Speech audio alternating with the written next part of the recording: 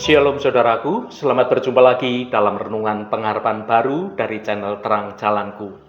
Kita bertemu lagi, saya berharap Anda semua dalam kondisi yang penuh sukacita dan terus bersemangat untuk terus mencari, haus dan lapar akan kebenaran firman Tuhan. Saudaraku, seringkali kita ini hanya fokus pada buah atau pada perbuatan baik yang terlihat oleh orang-orang di sekitar kita. Namun kita lupa akan sumber yang menghidupinya. Mari kita bersama-sama membuka hati untuk dapat memahami bagaimana kasih dan juga iman itu menjadi suatu akar yang menopang seluruh kehidupan kita. Namun sebelum kita mendengarkan renungan ini, mari kita awali dengan berdoa terlebih dahulu. Ya Tuhan yang Maha Pengasih, kami mengucap syukur atas kesempatan untuk bersekutu dan merenungkan firman-Mu saat ini. Kami ingin belajar tentang akar dari segala kebajikan yang bersumber hanya dari Engkau sendiri. Bukalah hati dan pikiran kami, agar kami tidak hanya menjadi pendengar, tetapi juga menjadi pelaku kebenaran firman-Mu. Biarlah kasih-Mu tertanam dengan kuat dalam batin kami, sehingga hidup kami dapat memancarkan kebaikan dan menjadi berkat bagi sesama kami. Terima kasih Tuhan, dalam nama Tuhan Yesus Kristus kami berdoa. Haleluya, amin. Saudaraku yang terkasih, dalam surat Galatia kita mengenal 9 buah roh sebagai cerminan karakter Kristus. Namun pernahkah kita bertanya, mengapa Rasul Paulus menempatkan kasih di urutan yang paling pertama? Jawabannya sangat sederhana, namun begitu mendalam. Kasih bukanlah sekedar salah satu kebajikan, melainkan akar atau fondasi dari segalanya. Tanpa kasih, sukacita akan terasa hambar, kesabaran akan menjadi beban yang berat, dan penguasaan diri hanya akan menjadi suatu kedisiplinan yang sangat kaku. Kasih adalah nafas yang menghidupkan 8 buah roh lainnya. Melalui renungan ini, kita diajak untuk menggali kembali apakah hidup kita ini sudah berakar pada kasih Kristus yang tulus. Saya berharap setiap perenungan di dalamnya dapat membantu Anda semua untuk membangun suatu karakter yang kuat, karakter yang indah dari dalam hidup kita di dalam kebenaran Kristus. Kiranya Roh Kudus senantiasa membimbing langkah kita untuk terus menghasilkan buah bagi kemuliaan nama Tuhan. Mari kita baca firman Tuhan pada Galatia pasal 5 ayat 22 dan ayat 23. Tetapi buah roh ialah kasih, sukacita, damai sejahtera, kesabaran, kemurahan, kebaikan, kesetiaan, kelemah lembutan, penguasaan diri. Tidak ada hukum yang menentang hal-hal itu. Saudaraku, seringkali kita ini membaca suatu daftar dalam ayat ini sebagai 9 buah yang berbeda-beda. Namun jika kita perhatikan secara seksama dalam bahasa aslinya, Rasul Paulus menggunakan kata buah dalam bentuk tunggal atau karpos, bukan dalam bentuk jamak. Ini berarti ke-9 buah roh ini sifatnya ini bukanlah 9 buah yang terpisah-pisah, melainkan 1 buah dengan 9 rasa atau 9 kualitas. Dan urutan paling atas sebagai suatu pintu gerbang sekaligus akar dari semuanya itu, Rasul Paulus meletakkan kasih. Mengapa kasih diletakkan di urutan yang pertama? Mengapa kasih menjadi suatu dasar bagi 8 kualitas lainnya? Mari kita renungkan bersama. Yang pertama, kasih adalah esensi dari karakter Allah. Alkitab mengatakan bahwa Allah adalah kasih. Saudara dapat baca dalam 1 Yohanes pasal 4 ayat 8. Ketika Roh Kudus bekerja dalam diri seorang percaya, Roh Kudus itu tidak sekedar memberikan suatu kemampuan untuk orang itu dapat berbuat baik, tetapi Roh Kudus itu membagikan kodrat ilahi ke dalam hati kita. Karena karakter dasar Allah itu adalah kasih, maka produk pertama dari kehadiran Roh Allah di dalam hidup kita itu tentang kasih yang harus keluar dari hidup kita. Kita menyatakan kasih Tuhan dalam kehidupan kita sehari-hari. Orang akan melihat kasih saat orang itu melihat tentang hidup kita. Tanpa kasih Tuhan, kualitas lainnya itu kehilangan jiwanya, kehilangan maknanya yang sejati. Sukacita tanpa kasih hanyalah suatu kegembiraan yang penuh dengan keegoisan. Dan kesabaran tanpa kasih hanyalah suatu ketabahan yang terasa begitu dingin. Namun ketika kasih menjadi dasar dari semuanya, maka setiap aspek dari buah roh tersebut menjadi suatu hidup dan juga memiliki suatu tujuan yang memuliakan nama Tuhan. Yang kedua, kasih sebagai bahan bakar dari 8 kualitas lainnya. Jika kita membayangkan buah roh itu sebagai suatu bangunan, maka kasih itu adalah suatu fondasi yang menopang bangunan itu bisa berdiri dengan kokoh. Jika kita membayangkan sebuah pohon, maka kasih adalah akarnya. Saudaraku, mari kita lihat bagaimana kasih memberi nyawa pada kualitas lainnya. Yang pertama, sukacita. Ini adalah kasih yang bersukacita karena Allah dan juga karena sesama kita. Sukacita anak-anak Tuhan bukan karena situasi yang sedang baik-baik saja, tetapi karena kasih Allah yang menetap di dalam hati kita. Yang kedua, damai sejahtera. Ini adalah kasih yang beristirahat.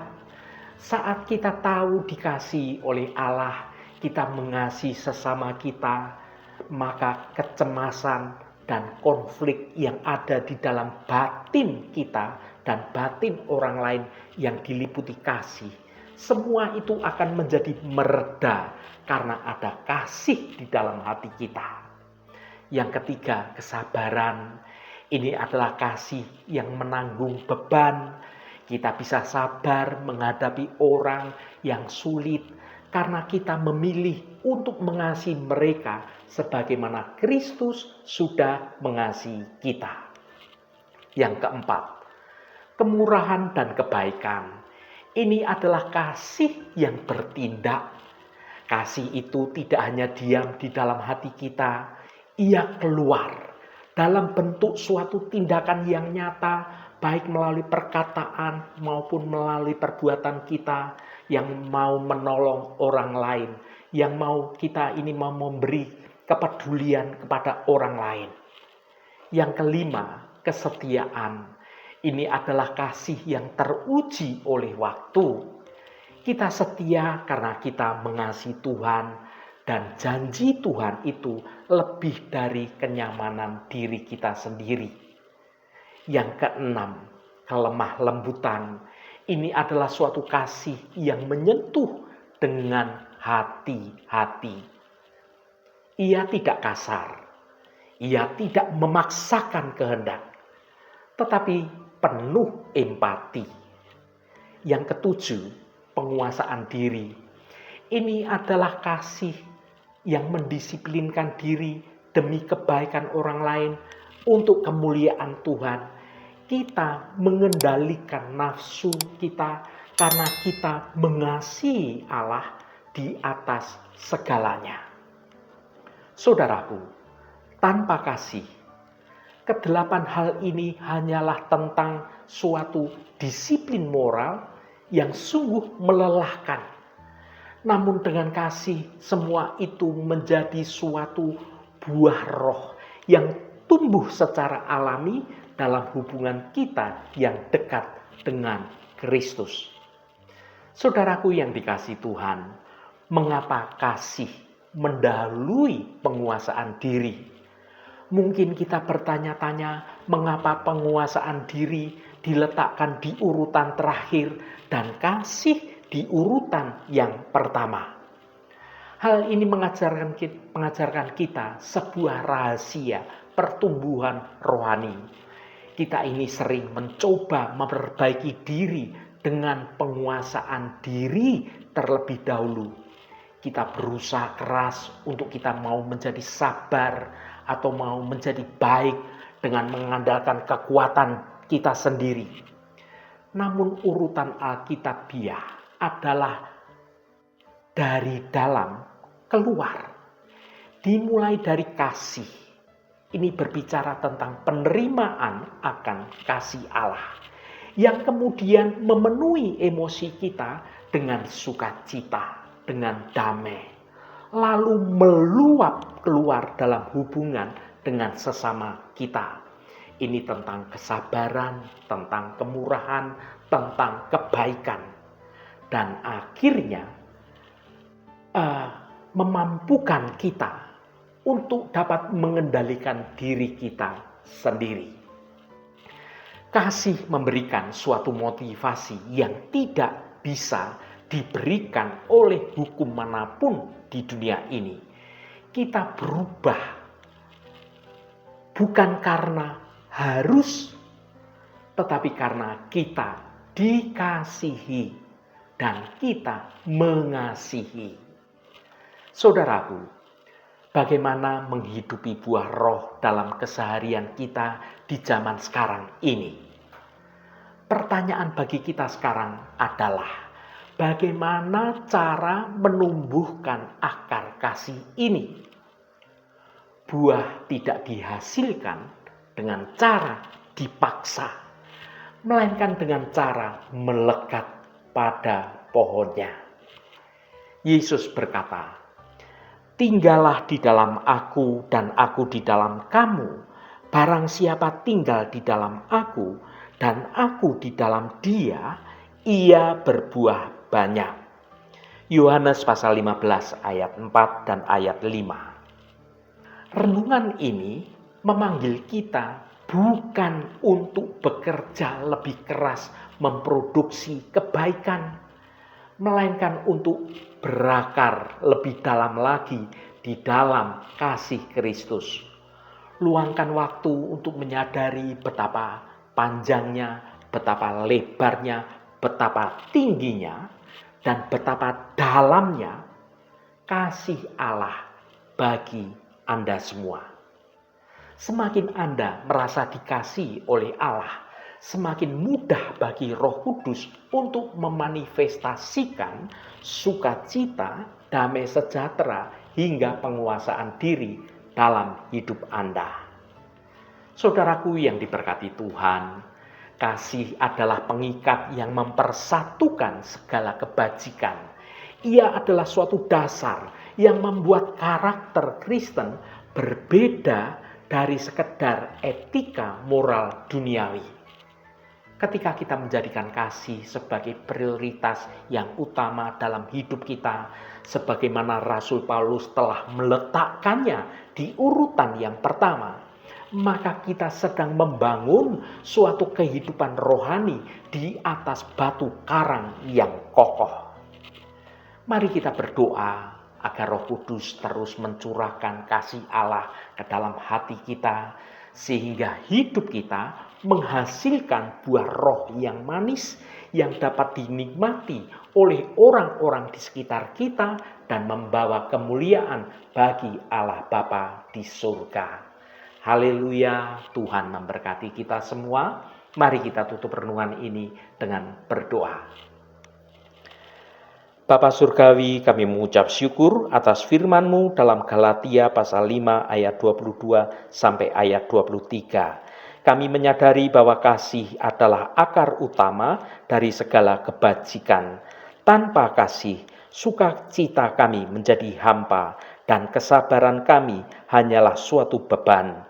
Ajarilah kami untuk menanamkan kasih-Mu sebagai dasar hidup, sehingga buah roh lainnya seperti sukacita, damai sejahtera, hingga penguasaan diri dapat bertumbuh dengan alami dan menjadi kuat dalam hidup kami.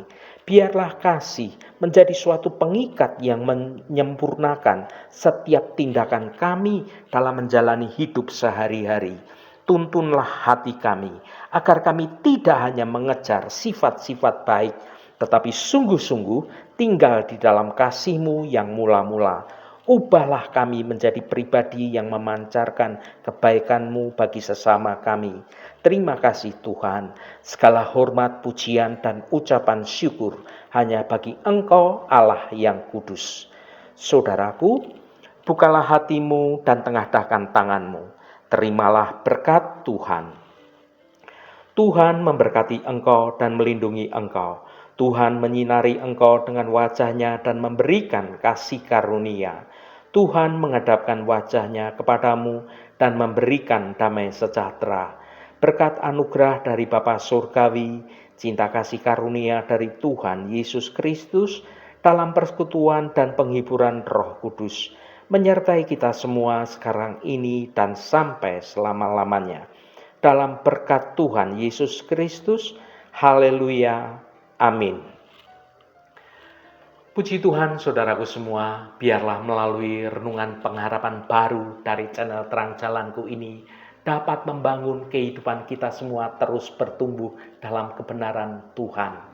Saudaraku, saya sangat senang sekali dan berterima kasih jika Anda berkenan memberikan komentar pada konten video ini dan bagikan renungan ini pada teman dan sahabat Anda, agar mereka diberkati juga melalui konten yang Anda bagikan itu. Terima kasih saudaraku, sampai bertemu kembali. Shalom, Tuhan memberkati.